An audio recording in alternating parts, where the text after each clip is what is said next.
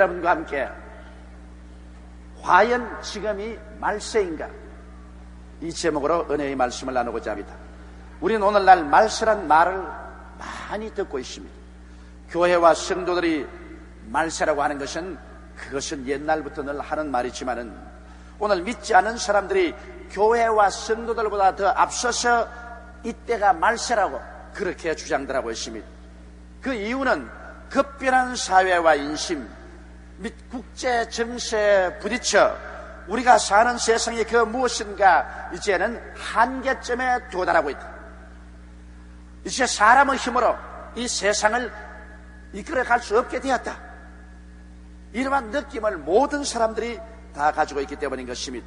그러면 과연 우리가 사는 지금이 말세일까요?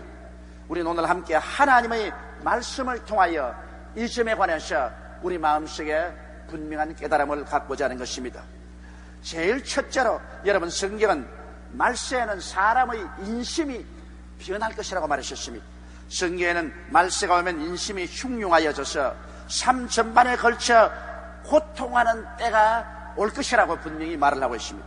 디모데후서 3장 1절로 5절에 오면 말세 고통하는 때가 이럴 것이라고 했는데, 그건 왜냐? 인심이 흉흉해져.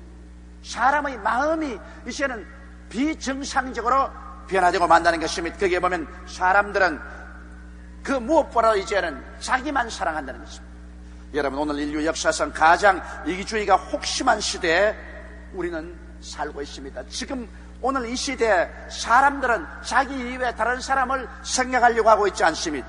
여러분이 잘 아시겠지만 지난 5월 31일 강남에서 밤 10시에 8살짜리 전처소생의 아들을 죽이려고 2시간 동안 계모가 끌고 다니다가 그의 수족을 묶고 다시 강물에서 떠오르지 말려고 그 아이의 포켓도에 돌을 잔뜩 집어넣고 강물에 던져놓은 사건을 알고 있습니다. 마침 그곳에 기도하러 왔던 어느 교회 반사들이 그 사실을 보고 뛰어들어가서 그 어린아이를 건진 사건이 생겨서 신문지상에 났습니다. 얼마나 이기주의입니까? 전처의 소생이 아무리 믿더라도, 그래 8살짜리가 무엇을 안다고 그 포켓도에 돌까지 집어넣어가지고 있어. 놀러가자고 해서 강가로 끌어가서 물에 던지는 이 이기주의, 이것은 오늘날 현실적으로 인심이 얼마나 흉흉해졌다는 그 사실의 빙산의 일각에 불과한 것입니다. 매일같이 요사이는 신문 보기가 두렵습니다. 사람이 점점 짐승의 마음으로 변화되고 있습니다. 성경은 말하기를 말세에는 사람들이 돈을 사랑해서 돈의 포로가 될 것이라고 말했는데, 어느 시대든지 돈을 사랑치 않은 때는 없었지만 오늘날처럼 가혹한 때는 없었던 것으로 우리는 생각하고 있습니다. 왜냐하면 오늘 돈을 벌기 위해서 사람들은 사람을 죽이는 것을 짐승 죽이는 것보다 더 쉽게 생각하고 있습니다. 강도들이 집에 들어가면 요사이는 물건을 훔치는 게 아니라 그냥 사람을 죽여버립니다. 그러므로 살인 강도가 다반사이고 생사람을 잡아 백주에 인신매매를 하는 비극적인 사태가 일어나지 않습니까? 돈을 벌기 위해서 폭력, 탈법, 불법 등 조금의 양심의 가책도 없이 이러한 일들이 온 세계에 걸쳐 횡행하고, 이러한 사실이 동양예의지국이란 우리 한국에 예의도 아무것도 없이 아무런 수치감도 없이 일어나고 있는 것입니다. 사람들은 또 말세가 되면 자긍하며 교만하며 회방한다고 말했습니다. 이 사실이 사실 아닙니까? 요사이 높고 낮은 사람 없고 어른과 젊은이의 차이가 없습니다. 선생과 제자하고의 관계도 없고 선배와 후배가 사라진 세상입니다. 자기들의 생각만이 제일 옳다고 주장하며 타협과 대화가 끊어지고 회방만 꽉 들어찬 존경심이 사라져버린 오늘 흉악한 시대가 되어가고 있습니다. 이러므로 사람들은 그 마음속에 인간관계에서 한계점을 느끼지 아니할 수가 없습니다. 존경이 사라진 세상 속에 우리는 살고 있습니다. 오늘날 말세에는 부모를 거역하게 되는데, 오늘날 부모를 거역하는 정도면 괜찮지요. 요사이 부모를 죽이는 일이 다반사입니다. 돈 안 준다고 죽이고, 상속 안 준다고 죽이고, 귀찮다고 죽이고, 부모 죽이는 건 그대로 신문에서 요새 보도되고 있는 것입니다. 그리고 성경은 말하는 사람들은 오늘날 말세가 되면 거룩하지 않겠다고 했는데, 거룩한 말이란 이 땅에서 사라지고 말았습니다. 온 세상이 추함과 더러움으로 가득 차서 시궁참처럼 되어가고 있는 것입니다. 인간의 생각도 대화도 신문도 잡지도 이 세상의 드라마도 모두 다 시궁창같이 더러움이 없이는 사람들이 그것을 보려고 하지 않습니다. 이와 같이 온 세계가 거룩함으로부터는 아주 멀어진 세상이 되고 있는 것입니다. 그리고 무정하며 원통함을 풀지 아니하며 참수하며 절제하지 못하며 사나우며 선한 것을 좋아하지 아니하며 배반하며 팔며 조급하며 자고한다고 했는데, 이처럼 인심이 황폐할 대로 황폐해져 가지고서 다시 돌이킬 수가 없습니다. 교육으로서 돌이킬 수도 없고 교훈으로도 돌이킬 수 없이 황무지가 되어가고 있습니다. 이것은 결국엔 심판밖에는 마지막 인간이 받을 도리가 없는 상태로 악화되어가고 있는 것입니다. 성경에는 쾌락상하기를 하나님 사랑한 것보다 더하게 된다고 말했는데, 오늘날 향락산업은 하늘 높은 줄 모르고 뻗어갑니다. 요사이 확실하게 돈을 버는 사업은 어떠한 생산직에 투자하는 것보다는 향락사업에 투자하는 것이 돈을 번다고 사람들은 말하고 있는 것입니다. 이처럼 사람들은 이제는 말초신경의 자극을 통한 향락, 쾌락, 이것이 바로 하나님인 것입니다. 하나님은 뒷전에 놔주고 쾌락을 위해서 정신없이 사람들은 뛰어가고 있는 것입니다. 이와 같은 상황이 바로 말세의 형상입니다. 거기에다가 교회까지 한술 더 떠서 경건의 모양은 있으나 경건의 능은 부인한다고 말했습니다. 교회가 교회로서의 형식과 의식은 다 가지고 있어도 경건의 능력인 성령의 역사를 부인하고 성령의 역사를 반대하고 형식적이고 이식적인 그러한 교회들이 많이 생겨나겠다고 성경은 말하고 있는 것입니다. 이러므로 말세는 가장 거의 처음 출발이 인심이 흉흉하고 황폐해짐으로 말미암아 도저히 이 땅에서 사람들이 더 살 수 없는 그런 한계점에 도달한다고 말했는데, 이와 같은 인심의 상황이 오늘날 우리 생활 속에 전개되어 있으므로 하나님 보실 때 너희들은 더 이 땅에서 살아갈 가치가 없다고 그렇게 말씀하실 처지였다고 하는 것입니다. 둘째로 여러분, 말세와 복음 전도에 가는 것을 통해서 우리는 때가 마지막인 것을 알 수 있는 것입니다. 성경에는 마태복음 24장 14절에 이 천국 복음이 모든 민족에게 전거되기 위하여 온 선사에 전파되리니 그제야 끝이 오리라고 말한 것입니다. 이 말을 하실 때는 예수님께서 갈릴리 어부 12사람을 두고서 이야기하셨습니다. 그 땅에는 전부 전신도 없고 라디오 텔레비도 없고 심지어는 배도 돛담대밖에 없었으며 기관차도 없었고 비행기는 아예 꿈도 못 꿨습니다. 그러한 상황 속에서 주님이 말씀하기를 이 복음이 온 세상에 전파하고 온 민족에게 전파해야 됐습니다. 여러분, 온 세계 인류가 다 복음을 듣겠다는 말은 하지 않으셨습니다. 여기에 모든 민족이 복음을 듣겠다. 그러므로 그 민족 한 사람 한 사람은 다 복음을 못 들었을지라도 민족 단위로서는 복음을 듣지 않은 민족은 한 사람도 없을 것이며 이 복음이 온 천하에 전파되겠다고 말한 것입니다. 그런데 오늘날 우리 현실 실정을 보십시오. 우리는 처음 복음 전거는 선교사들을 통해서 선교사들이 발을 걸어서 혹은 돛담배를 타고 복음을 전가하기 시작한 것입니다. 그 다음에는 인쇄 기술이 발달되어서 문서를 통해서 문서 전도로 온 세상에 복음이 전파되었습니다. 그러자 그 뒤에 곧장 라디오로 전파를 통해서 아무리 막아도 공산권 세계에도 복음이 전가되고 그 다음 TV를 통해서 우리는 복음을 듣게 되는 것입니다. 이러므로 오늘 온 민족에게 복음이 전거되지 않은 곳이 없고 이젠 땅끝까지 복음이 다 전파된 것입니다. 그러고 난 다음에 성경에는 말세에 성령을 부어주겠다고 말씀한 것입니다. 사도행전 2장 17절 18절에 하나님이 가라사대 말세에 내가 내 영으로 모든 육체에게 부어주리니 너희 자녀들은 예언할 것이요 너희 젊은이들은 환상을 보고 너희 늙은이들은 꿈을 꾸리라. 그때 내가 내 영으로 내 남종과 여종에게 부어주리니 저희가 예언할 것이라고 말한 것입니다. 여러분, 여기에서 성경에 말한 것은 말세는 이른 비와 늦은 비가 오겠다고 했는데 지금부터 2000년 전에 오순절 다락방에서 이른 비 성령이 임하여 120문도가 성령을 받고 주 600여 년까지 온 구라파 전체에 복음이 전파됐습니다. 그러다가 캐톨릭이 조직되고 성령의 역사가 끝나고 중세 암흑시대가 들어오고 말한 것입니다. 그러나 마지막 늦은 비 성령이 임하고 난 다음에 추수기가 오고 주님께서 세상을 끝마치겠다고 했는데 이 늦은 비 성령이 언제부터 임하기 시작했느냐? 1900년도부터 임하기 시작한 것입니다. 기독교 통계학자인 데이빗 바렛 박사의 통계에 의하면 1900년도에 시작한 오순절 운동은 오늘날 성령 받은 성도들이 1억 7,600만 명이 통계나 있는 것입니다. 이것은 우리와 같이 순복음교회와 같이 조직된 교회에서 성령받은 숫자인 것입니다. 그리고 일반 초교파적으로 카리스마 운동은 1950년도에 시작했는데 이 운동을 통해서 성령받은 숫자는 1억 2,300만 명으로 추산되고 있습니다.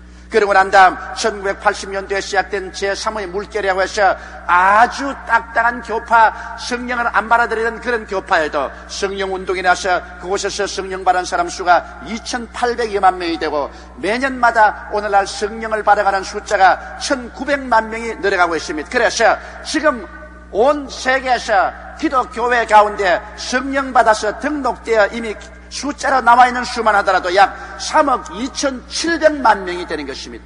성령운동은 오늘날 눈부시게 늦은 비 운동으로 온 세계에 내리고 있는 것입니다. 이러한 사건들이 주님께서 오실 날이 가까워왔다는 것을 우리에게 증거해주고 있는 것입니다. 옛날에는 성령운동이란 없었습니다. 1900년 전까지는 성령 받은 사람 눈 닦고 봐도 이 땅에서 한 사람도 없었습니다. 성령이 있음도 이 땅에 몰랐었습니다. 그러한 때 성령의 역사가 시작돼 가지고서 지금 100년도 지나기 전에 3억 2,700만 명이 넘는 사람들이 성령을 받았다. 이것은 주님께서 이제 오실 날이 가차옴으로 교회를 주님께서 준비하고 계신다는 사실을 우리에게 확실히 보여주고 있는 것입니다. 셋째로 이제 성경에는 말세와 역사와 자연 환경에 관해서 분명하게 말해주고 있습니다. 마태복음 24장 7절로 8절에 민족이 민족을, 나라가 나라를 대적하여 일어나겠고 처처의 기근과 지진이 있으리니 이 모든 것이 재난의 시작이라고 말한 것입니다. 민족과 민족, 국가와 국가 간의 분쟁은 제2차 세계대전이 끝나자 제국주의 식민지에서 벗어난 제3세기에서 일어난 정치적 사상적인 내전으로서 오늘날 아프리카 대륙마다 민족과 민족, 나라와 나라가 안 싸운 것이 없었습니다. 또 오늘 남미 보십시오. 남미에서 어느 나라 치고 쿠데타가 연속되고 내란이 안 일어난 곳이 없으며 이스라엘과 아랍은 끝없는 전쟁이요, 레바논의 전쟁은 그 끝을 바라볼 수 없이 황폐하게 달리고 있습니다. 이란과 이락이 대기하여 싸우고 있고 오늘 아시아 지구에 와서도 캄보디아나 그렇지 않으면 그 인도 차이나 반도 일대에서 전운이 끊임없이 감돌고 있는 것입니다. 우리 한국만 하더라도 남북이 대결되어서 오늘날 근 반세기가 이르도록 서로 대결하고 싸우고 있는 것입니다. 이와 같이 전 세계가 민족과 민족 간의 쿠데타와 정치적인 환란이 일어나고 나라와 나라와 대적하고 일어나고 있습니다. 지금 미국과 소련이 해빙에 들어가서 서로 대화를 하고 있지만 그러나 국지에서 일어나고 있는 대결은 끝없이 퍼져나가고 있는 것입니다. 그뿐 아니라 자연의 환경에 이상 변화가 다가옵니다. 오늘날 이상하게 자연 환경에 굉장한 이상 변화가 다가옵니다. 너무 많은 사람들이 자동차를 사용하고 공장의 꿀뚜경기가 올라가서 탄산가스가 공중에 꽉 들어참으로 온실 효과가 나타나서 지구가 점점 더워집니다. 그래서 북극의 얼음이 녹아지므로 해변이 지금 침식되고 있습니다. 바닷물이 높아지고 있습니다. 일본에서 제가 텔레비를 보니까 일본 해안에 점점 바닷물이 높아져서 육지를 침투해 들어오므로 일본 해안에 방파제를 쌓아야 되는데 그 돈이 천문학적인 숫자일 것입니다. 점점 바닷물이 높아지고 있는 것입니다. 그 바닷물이 높아짐으로 말미암아 다가오는 기상변화가 획기적으로 다가오는 것입니다. 이래서 옛날엔 볼 수 없었던 그러한 우기가 다가오고 한발이 다가오므로 농산물의 피해가 말로 다 할 수 없습니다. 이렇기 때문에 결정적으로 이 땅에 이제는 흉년이 다가오고 있는 것입니다. 유엔 아동기구 발표해 보면 오늘날에도 아프리카에 얼마나 극심한 흉년이 다가오는지, 예를 들어서 에티오피아 한 나라만 들어도 1분에 어린아이 한 사람이 굶어 죽어가고 있습니다. 1분입니다. 우리가 여기에 30분 예배 드릴 동안에 여러분 30명의 어린아이가 배가 고파서 굶어서 죽어가고 있습니다. 이것은 한 예에 불과한 것입니다. 그게 보태어서 저 인도나 방글라데시나 이 동남아 일대의 굶주림을 여러분 상상해 볼 수 있습니까? 기근의 현상은 오늘날 전 세계에 걸쳐서 무서운 국제적인 문제가 되고 있는 것입니다. 거기에다가 보태어서 옛날에는 없었던 지진이 계속해서 일어나고 있습니다. 최근에도 소련을 중심으로 한 구라파 일대와 남미에 또다시 지진이 뒤에 흔들었었습니다. 제가 일본에 가 있을 동안에도 바로 동경에 진도 5도의 지진이 동경을 뒤에 흔들었었습니다. 전 세계는 이제 지진이 일어나는 것 다반사로 생각하고 있는 것입니다. 이것은 주님께서 이제 이 땅의 마지막 역사의 종말을 구하게 될 것이니 깨어나라고 잠든 사람을 자꾸 흔들어 깨우는 것입니다. 자꾸 흔들어요. 흔들어도 잠에서 안 깨어나니까 그게 문제죠. 그러고 난 다음 온 세상에 온역이 퍼져갈 것이라 했는데, 여러분, 과학이 발달됨으로 말미암아 천년두도 사라졌습니다. 흑사병도 사라졌습니다. 폐병도 거의 사라지고 있습니다. 그러나 오늘날 과학으로서 도저히 고칠 수 없는 무서운 병인 에이즈란 병은 도저히 상상할 수 없는 속도로 온 세계에 퍼져가고 있습니다. 에이즈에 걸린 사람마다 약이 없습니다. 죽습니다. 그런데도 불구하고 이것을 중지시킬 수 있는 길이 없습니다. 이것은 수치심을 동반하기 때문에 도저히 통계학적으로 나온 수보다는 더 많은 사람들이 에이즈에 걸려서 죽어가고 있는 것입니다. 이러므로 오늘 이와 같은 사건들이 이 세상이 마지막이 왔다는 사실을 우리에게 보여주고 있는 것입니다. 네 번째 사건으로는 구주통합과 말세인 것입니다. 여러분, 구주통합에 대한 예언은 성경에 분명하게 나와 있습니다. 지금으로부터 2600년 전 다니엘이 구라파 통일이 될 때, 그때로부터 시작해서 마지막 말세가 카운트다운 된다는 사실을 거듭거듭 말을 했습니다. 다니엘이 예언한 첫 절을 보면 다니엘서 2장 41절로 45절에 왕께서 그 발과 발가락이 얼마나 토기장이의 진흙이요 얼마나 철인 것을 보셨은즉 그 나라가 나누일 것이며 왕께서 철과 진흙이 섞인 것을 보셨은즉 그 나라가 철의 든든함이 있을 것이나 그 발가락이 얼마나 철이요 얼마나 진흙인즉 그 나라가 얼마나 든든하고 얼마나 부서질 만할 것이며 왕께서 철과 진흙이 섞인 것을 보셨은즉 그들이 다른 인종과 서로 섞일 것이나 피차에 합하지 아니함이 철과 진흙이 합하지 않음과 같으리이다. 이 열왕의 때 하늘의 하나님이 한 나라를 세우시리니 이것은 영원히 망하지도 아니할 것이요 그 국군이 다른 백성에게 돌아가지도 아니할 것이요 도리어 이 모든 나라를 쳐서 멸하고 영원히 있을 것이라. 왕이 사람의 손으로 아니하고 산에서 뜨인 돌이 철과 놋과 진흙과 은과 금을 부서뜨린 것을 보신 것은 크신 하나님이 장래의 일을 왕에게 알게 하신 것이라. 이 꿈이 참되고 이 해석이 확실하니이다라고 말한 것입니다. 다니엘이 그 느부갓네살 왕의 꿈을 해석한 것이 오늘 이 성경에 나와 있는 것입니다. 그 왕이 본 환상이 머리는 황금이요 이 가슴팍은 은이요 이 배는 동이요 양다리는 철이요 마지막 역사에 유럽 역사에 발가락 10개가 철과 흙이 섞여서 서로 합치려고 하나 합치지 않고 안 합치려고 하나 또 합쳐지고 이러한 상황 때 하늘의 하나님께서 산돌을 던져서 이것을 깨뜨리고 온 천하를 돌로 가득 채우겠다는 것입니다. 바로 오늘 구라파 역사가 황금의 머리인 바벨로니아로부터 시작해서 그것이 지나가고 그 다음 메데파사가 지나가고 헬라 시대가 지나가고 로마의 통일 시대가 지나가고 동로마 서로마가 나누어지고 그 다음 그 위에 오늘 근대 역사가 형성돼 지금은 구라파 12개국이 통합을 주지하고 있습니다. 그러나 결국에는 합쳐질 것은 10나라가 합쳐질 것이라고 성경은 말하고 있는 것입니다. 10개국 통합, 이것이 어떻게 이루어질까요? 여러분, 어제 수도 국방차관이 제고하는 말이 서독과 동독이 절대로 통일될 가능성이 없었는데 소련의 고르바초프가 동독의 호네카를 목을 잘라서 내가 쫓아버리고 거기에서 통일의 기운을 조성해 주었기 때문에 통일된다는 것입니다. 소련이 동독과 서독의 통일을 앞장서서 이끌어주지 아니하고는 절대로 동독과 서독이 통일될 수가 없다는 것입니다.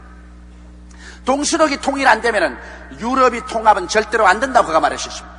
성경 유럽 통합이 되어야 그리스도의 강림하실 날이 다가올 것이라고 하는데 유럽 통합은 동서독이 통합이 되어야 그 중심으로 해서 유럽이 통합이 되는 것입니다. 그런데 어떻게 해서 도저히 상상도 할 수 없는 소련이 자유화하고 고르바초프가 동독과 서독을 통일시킵니다.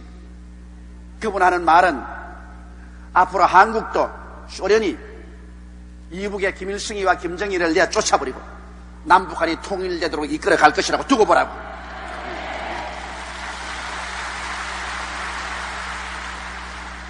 서독과 동독을 소련이 직접 앞장서서 통일하도록 이끌어주지 아니었으면 절대로 동서독이 통일할 가능성은 없었다고 그는 그렇게 말을 합니다. 나는 그 말에 상당한 신빙성을 가지고 듣고 있습니다. 이와 같이 해서 하나님 아버지께서 이 마지막 때가 오매 저 옛날에 고레스 왕을 세워서 이스라엘을 포로 중에서 돌려보낸 것처럼 이름도 고자가 같은 고르바초프를 세워가지고서 동서독을 통일시키고 동구라파를 개방시켜버리고 전쟁의 긴장에서 화해 무드를 일으켜서 구라파가 통합될 수 있도록 모든 면에 도와주고 있다. 쳐라 모여라, 진해가 모여라, 발꾸락들아 합쳐라, 하나가 되라.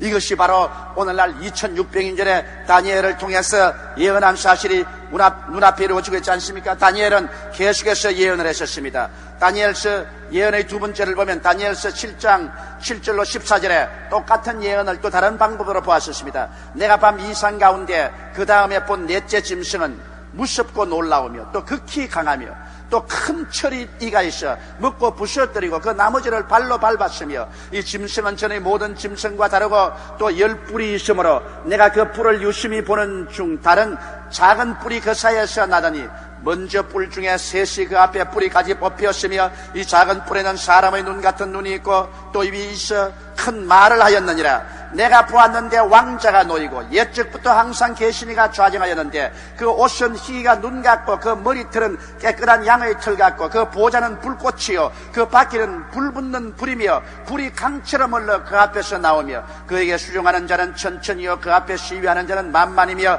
심판을 베푸는데 책들이 펴놓였더라. 그때 내가 그 큰 말하는 작은 뿔의 목소리로 인하여 주목하여 보는 사이에 짐승이 죽임을 당하고 그 시체가 상한 바 되어 붙는 불에 던진 바 되었으며 그 남은 모든 짐승은 그 권세를 빼앗겼으나 그 생명은 보존되어 정한 시기가 이르기를 기다리게 되었더라. 내가 또 밤 이상 중에 보았는데 인자 같은 이가 하늘 구름을 타고 와서 옛적부터 항상 계신 자에게 나와 그 앞에 인도하며 그에게 권세와 영광과 나라를 주고 모든 백성과 나라들과 각 방언하는 자로 그를 섬기게 하였으니 그의 권세는 영원한 권세라 옮기지 아니할 것이요 그 나라는 패하지 아니할 것이니라. 여기에서 마지막 다니엘이 본 무서운 짐승이란 옛 로마를 말합니다.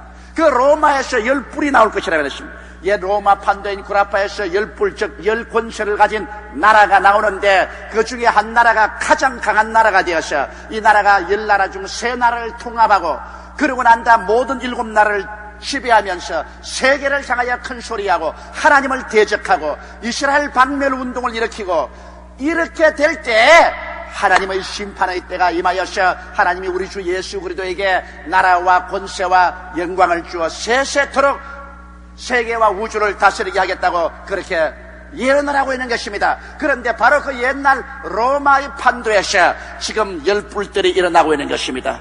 그 뿔 중에 가장 강한 뿔이 이제 동독과 서독이 통합된 한 뿔이 일어나고 있는 것입니다. 그래서 오늘날 유럽은 독일을 중심으로 해서 온 유럽이 통합이 됩니다. 두고 보십시오.